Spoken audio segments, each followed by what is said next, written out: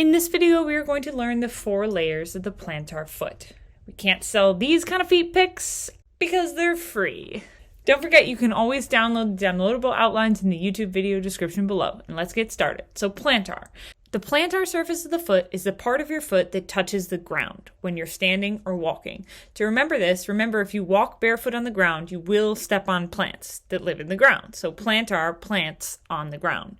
Dorsal is the top of your foot, the dorsum. And if you tried to walk on the dorsum, it wouldn't work and you'd have to be dragged in order to walk on the dorsum. So sometimes that helps me remember the two. So I said there were 4 layers of the plantar surface, the one we were focusing on in this video, but there are really 5, including what I'm calling layer 0.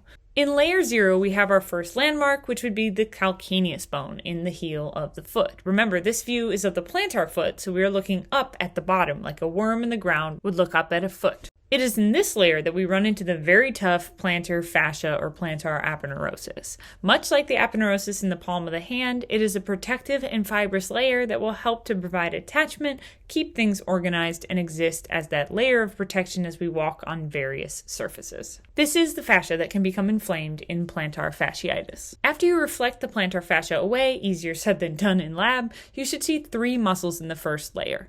A 3-muscle sandwich, if you will.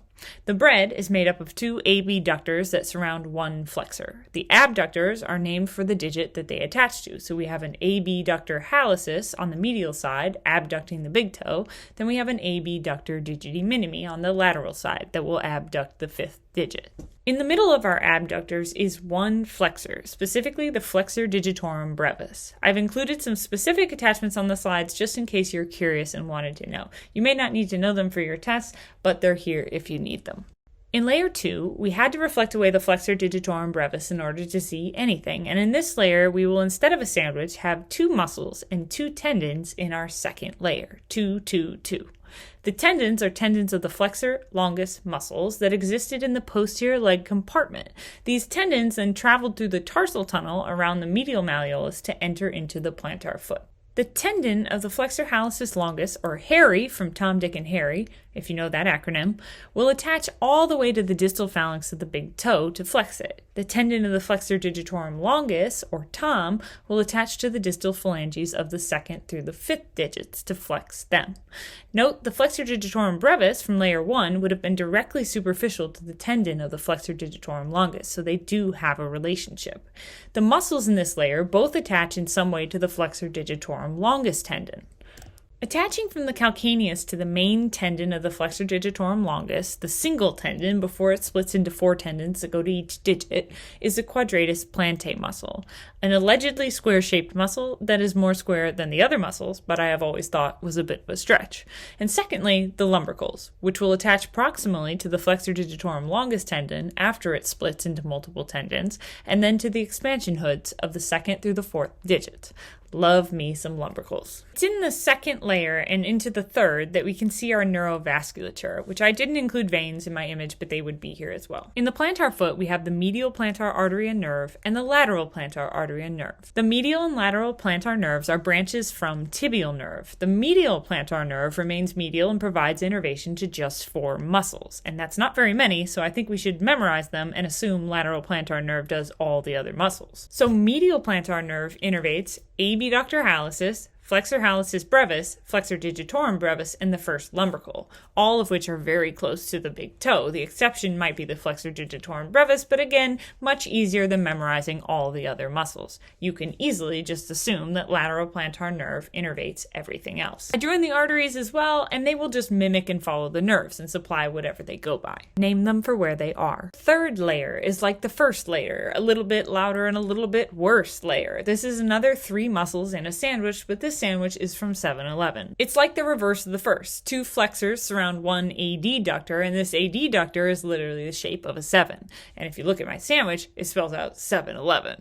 Damn. Okay, moving on. So two flexors flank one adductor, flexor hallucis brevis on the big toe side and flexor digiti minimi brevis on the little toe side, our pinky toe side. In the middle, we have our very cool adductor hallucis that has two heads, an oblique head more proximally and a transverse head more distally. Lastly, our fourth and final layer, which doesn't need bones instead of the outline of the foot, but I prefer it. So we can see the dorsal foot bones and we can see the plantar foot bones. Just like the second layer, we again have two muscles and two tendons. Now it's two muscle groups and two tendons with an asterisk because there are way more than two tendons, but I'll show you the higher yield stuff. The first group of muscles is the plantar interossei. These unipennant muscles are going to pull the third, fourth, and fifth toes towards the second toe.